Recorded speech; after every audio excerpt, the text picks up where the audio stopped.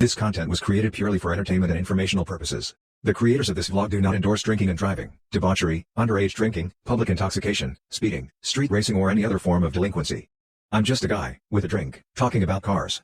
Please don't take this too seriously.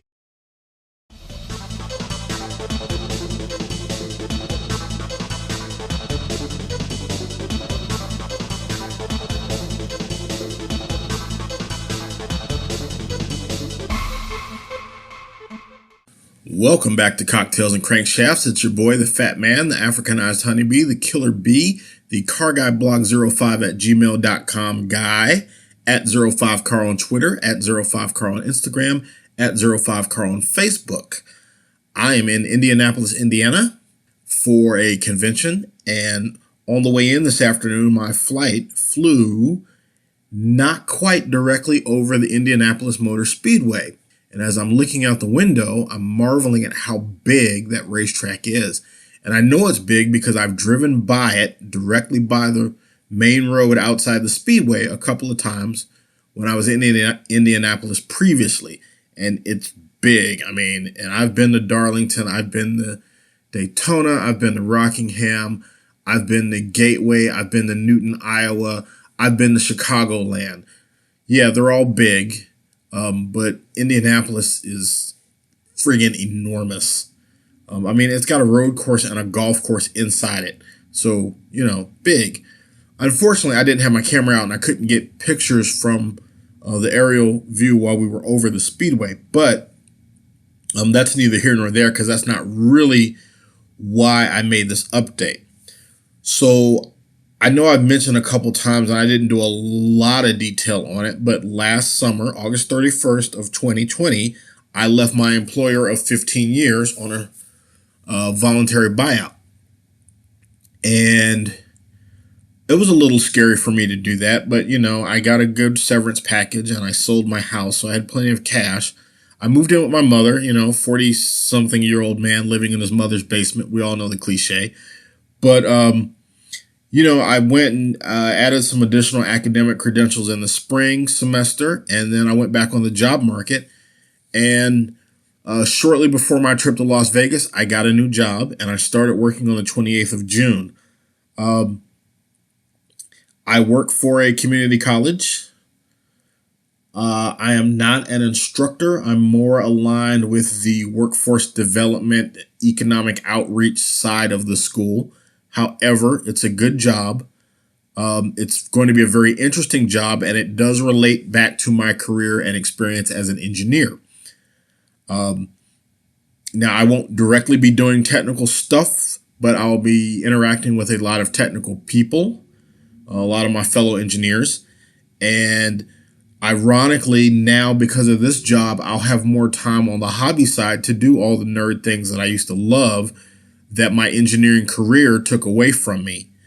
And what I mean is, you know, early in my career, I did a lot of CAD work. I did a lot of product design. And later in my career, I did a lot of spreadsheets and teleconferences, which is, you know, not engineering.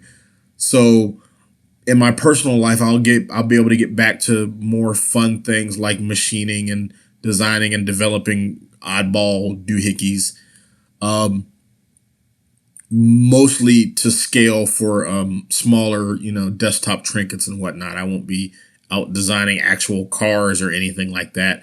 But the other thing is I'm moving out of my mother's house and into an apartment that I just secured the lease on yesterday because my new job is further away than my old job was. So instead of being 60 miles from my mom's house, I'm about 100 miles away, and that's just too far to commute. And honestly, it's time for me to move out again. 10 months with her was enough. I love my mother, but living at home as a middle 40s dude is not as much fun as when you're a teenager. And frankly, coronavirus or not, now that I'm working again, I need to get back to having a life of my own. But what that means for this channel is that I'm going to have some interruptions in my recording and editing time as I get situated into the new house. I've been living in hotels the last couple of weeks, and that's been horrible. But now that I'm going to have a place of my own, I'll have my computer set up, I'll have my microphones, I'll probably even be able to get some actual good sound deadening material that will help my audio. Really looking forward to the fact that I'll have a place of my own, and if I want to buy a second car and have a second car again, I can do that. Of course, it will be some kind of sports coupe, but the other piece of that puzzle is I'm looking at buying another house. That won't be a short-term thing because it'll probably be new construction, because there really isn't any inventory of existing homes in my area. So I literally have to wait on a developer to build a new house, and that's going to be several months. So I won't be getting back to doing garage type stuff, but certainly having a car that I can take and autocross on weekends and do some of those kinds of things with again, now that I have income coming in and my money situation is going to be settled and steady. I thank you all for sticking with me through this channel as I've been through some ebbs and flows with coronavirus and some of the other things that happened. I just did not get to do some of the things that this channel was designed to do. You know, this really was supposed to be about me live blogging from autocrosses and track day events and then giving retrospective recaps of said events, but really having the ability to get content out almost as it was happening, as opposed to this thing where I'm pulling stuff out of my archives from, 15, 20 years ago or whatever.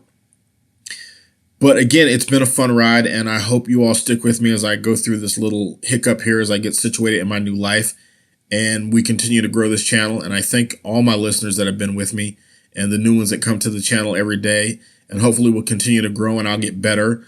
I'm actually releasing these episodes as real podcasts now through Spotify and some other services, so that's going to be pretty neat.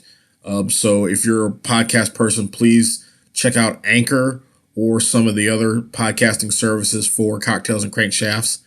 And the episodes line up, and in many cases, they're direct audio translations.